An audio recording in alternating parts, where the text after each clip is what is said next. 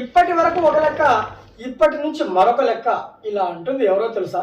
TDP శ్రేణులు. ఎందుకో తెలుసా? సర్వేలు ఇప్పుడిప్పుడే అనుకూలంగా రావడంతో పొంగిపోతున్నారు. గ్యారంటీగా అధికారాన్ని చేజిక్కించుకుంటామని ధీమా వ్యక్తం చేస్తున్నారు.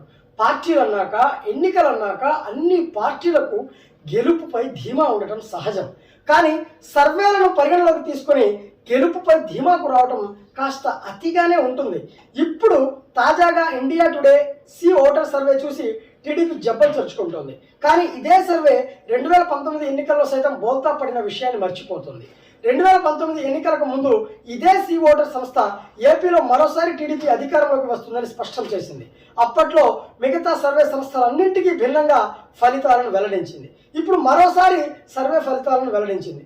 తెలుగుదేశం జనసేన కూటమి 17 పార్లమెంట్ స్థానాలను గెలుచుకుంటుందని స్పష్టం చేసింది. వైసీపీ 8 స్థానాలకు పరిమితం అవుతుందని తెలిసింది. ఇప్పుడు ఇవే సర్వే ఫలితాలతో తెలుగుదేశం పార్టీ శ్రేణులు సంబరాలు చేసుకుంటున్నాయి. దీనిపై సోషల్ మీడియాలో పెద్ద ఎత్తున ప్రచారం చేస్తోంది. అయితే నెటిజన్లు భిన్నంగా కామెంట్లు పెడుతున్నారు. 2019లో ఇదే సర్వే సంస్థ ఇచ్చిన ఫలితాలను గుర్తు చేస్తున్నారు. ప్రజలు మీకంటే తెలివైన వాళ్ళు, చంద్రబాబు ఫేక్ సర్వేలతో ప్రజల్లో మార్పు తేలేరు అంటూ వైసీపీ శ్రేణులు మండిపడుతున్నాయి. కానీ టీడీపీ శ్రేణులు మాత్రం ఈ సర్వే విశ్వసనీయతకు దగ్గరగా ఉందని, మీలా 25కి 25 ఎంపీ సీట్లు దక్కుతాయని చెప్పించలేదని, భ్రమలు కల్పించలేదని టీడీపీ అభిమానులు వ్యాఖ్యానిస్తున్నారు.